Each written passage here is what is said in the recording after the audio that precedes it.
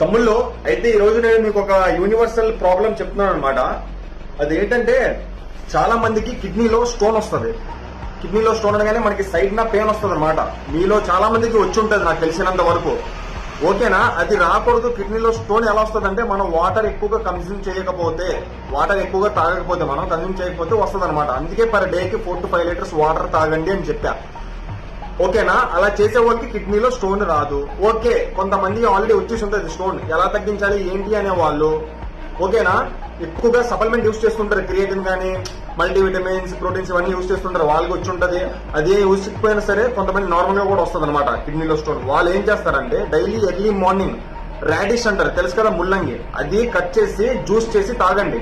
ఒక 10-15 డేస్ తాగారు అనుకోండి. 10-15 డేస్ కూడా అవసరం లేదు మీకు. 1 వీక్ లోనే కిడ్నీలో ఉన్న స్టోన్స్ మొత్తం యూరిన్ లో వచ్చేస్తుంది అనమాట. ఈ జ్యూస్ తో ఆఫ్టర్ మార్నింగ్ ఎంటీ స్టమక్ లో పర్ డేకి 4 to 5 లీటర్స్ వాటర్ తాగండి.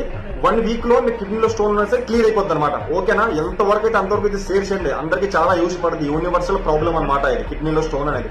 ఓకేనా? వాటర్ ఎక్కువ తాగండి తమ్ముళ్ళు. అందుకోసమే 4 to 5 లీటర్స్ తాగండి, చాలా మంచిది.